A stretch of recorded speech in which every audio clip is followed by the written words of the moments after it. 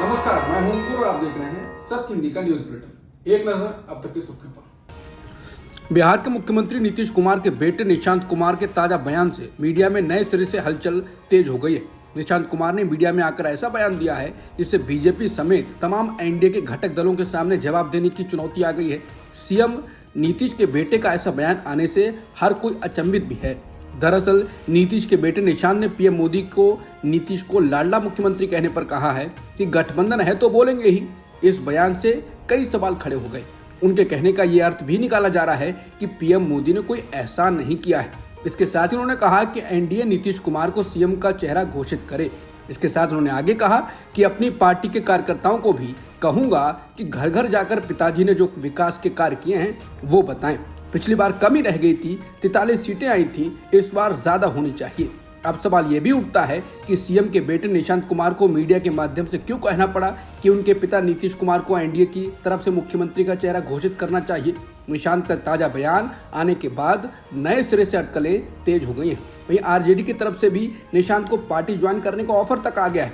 इस पर निशांत ने कहा है कि कहते हैं कहने दीजिए, जनता के दरबार में चलते हैं, वही तय कर देगी। बता दें कि नीतीश कुमार जब भी नाराज होते हैं तो वो चुप्पी साध लेते हैं। नीतीश के बदले पार्टी के दूसरे नेता बयान देने लगते हैं। बेटे निशांत कुमार के बयान को भी इसी कड़ी से जोड़कर देखा जा रहा है। भागलपुर में बीते दिन प्रधानमंत्री मोदी की किसान सम्मान महारैली थी। इसके आयोजन के बाद भागलपुर के सर्किट हाउस में बीजेपी के दिग्गज नेता मंत्रणा कर रहे थे।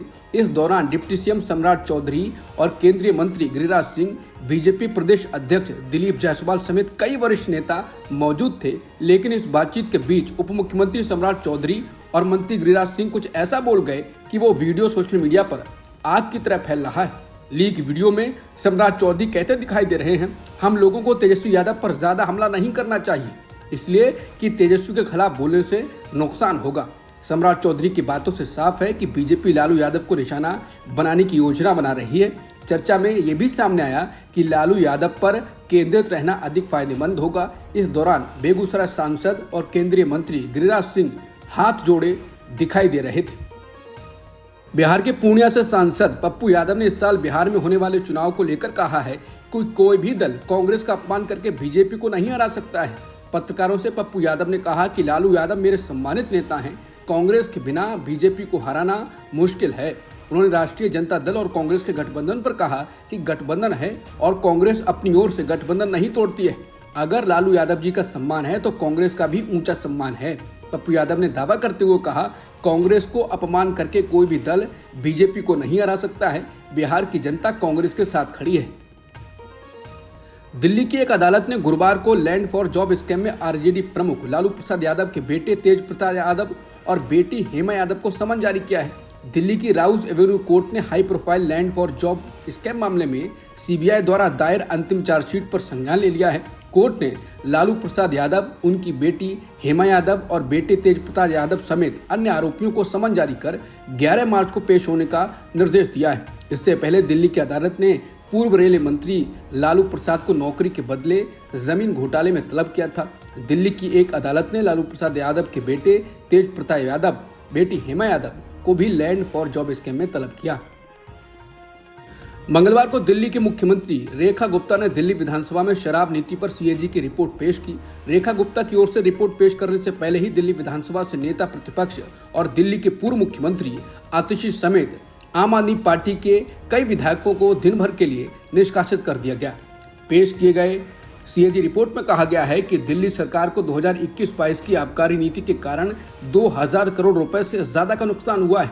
पीटीआई की खबरों के आम आदमी पार्टी सरकार के प्रदर्शन पर पेश 14 में से एक रिपोर्ट में कहा गया है कि लाइसेंस जारी करने की प्रक्रिया में नियमों का उल्लंघन किया गया है। इसमें बताया गया है कि अब समाप्त हो चुकी नीति के निर्माण के लिए बदलाव को सुझाव देने के लिए गठित एक विशेषज्ञ पैनल की सिफारिशों को तत्कालीन डिप्टी सीएम और आबकारी मंत्री मनीष सिसोदिया ने नजरअंदाज कर दिया था। दिल्ली विधानसभा से आम आदमी पार्टी के कई विधायकों को दिन भर के लिए निष्कासित कर दिया गया। न्यूज एजेंसी एनआई के मुताबिक निष्कासित किए गए विधायकों में नेता प्रतिपक्ष और दिल्ली के पूर्व मुख्यमंत्री आतिशी भी शामिल हैं। दिल्ली के एलजी विनय कुमार सक्सेना के संबोधन के दौरान आम आदमी पार्टी के कई विधायकों ने नारेबाजी की, जिसके बाद विधानसभा के स्पीकर विजेंद्र गुप्ता ने उन्हें निष्कासित कर दिया। दिल्ली विधानसभा से निष्कासित किए गए जाने के बाद एलओपी आतिशी समेत आप विधायक विधानसभा परिसर में धरने पर बैठ गए। धरने पर बैठी आतिशी ने न्यूज एजेंसी पीटीआई से कहा कि बीजेपी ने दिल्ली में सरकार बनाते ही जहां पर भीमराव अंबेडकर की तस्वीर थी उसको हटाकर प्रधानमंत्री मोदी जी की फोटो लगा दी। उन्होंने कहा, क्या बीजेपी को लगता है कि प्रधानमंत्री मोदी बाबा साहेब भीमराव अंबेडकर से बड़े हैं? आतिशी ने दावा किया कि आज जब हमने बाबा साहब अंबेडकर के नारे विधानसभा में लगाए तो हमें बाहर कर दिया गया, लेकिन जब भारतीय जनता पार्टी के विधायकों ने मोदी जी के नारे लगाए तो उनके एक भी नेता को बाहर नहीं किया गया। उन्होंने कहा कि भारतीय जनता पार्टी बाबा साहब भीमराव अंबेडकर से नफरत करती है। जब तक बाबा साहब भीमराव अंबेडकर की तस्वीर वापस उसी जगह पर नहीं लग जाती, हम इसका विरोध करेंगे। रूस और यूक्रेन के बीच जारी संघर्ष को लेकर अमेरिका ने अपनी नीतियों में बदलाव किया है। उसने संयुक्त राष्ट्र में रूस का साथ दिया है। अमेरिका ने संयुक्त राष्ट्र महासभा के मसौदा प्रस्ताव पर रूस का साथ दिया, जिसमें तनाव कम करने, शत्रुता को जल्द खत्म करने और यूक्रेन में युद्ध का शांतिपूर्ण समाधान करने का ऐलान किया गया। संयुक्त राष्ट्र में लाए गए प्रस्ताव में यूक्रेन से रूस की सेना की वापसी की मांग की गई थी और लड़ाई की निंदा की गई थी। इस प्रस्ताव पर जब मतदान की जरूरत पड़ी तो अमेरिका ने अपनी विदेश नीति में बड़ा बदलाव करते हुए रूस के साथ खड़े होने की घोषणा कर दी।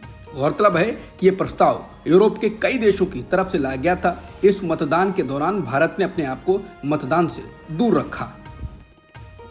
रूस ने कहा है कि उसने संयुक्त राष्ट्र सुरक्षा परिषद में मतदान के बाद यूक्रेन में युद्ध पर अमेरिका के रुख में बदलाव का स्वागत किया है। रूस के प्रवक्ता दिमित्री पेस्कोव ने कहा कि रूस इस कदम को शांतिपूर्ण समाधान खोजने की कोशिश करने की अमेरिका की वास्तविक इच्छा के सबूत के रूप में दिखता है। पेस्कोव ने कहा कि अमेरिका बहुत अधिक संतुलित रुख अपना रहा है, जिसका उद्देश्य वास्तव में यूक्रेन संघर्ष को हल करने की कोशिश करना है। हम इसका स्वागत करते हैं। पिछले साल यानी 2024 में यूरोप ने जितनी मदद यूक्रेन को की थी उससे अधिक उसने रूस से ईंधन खरीद लिया। Centre for research on energy and clean air के अनुसार यूरोपीय संघ के 27 देशों ने यूक्रेन को जितनी वित्तीय मदद दी उसकी तुलना में रूस से ईंधन खरीद लिया। रिपोर्ट में कहा गया कि यूरोपीय संघ ने 2024 में लगभग 21.9 बिलियन यूरो का रूसी फॉसिल फ्यूल्स खरीदा, जबकि यूक्रेन को वित्तीय मदद में लगभग 18.7 बिलियन यूरो ही दिए। अब तक की सुर्खियों में इतना ही। बाकी खबरों के लिए बने रहिए सत्यहिंदी.com के साथ। Copyright disclaimer under Section 107 of the Copyright Act 1976. Allowance is made for fair use for purposes such as criticism, comment, news reporting, scholarship, and research. Fair use is a use permitted by copyright statute that might otherwise be infringing.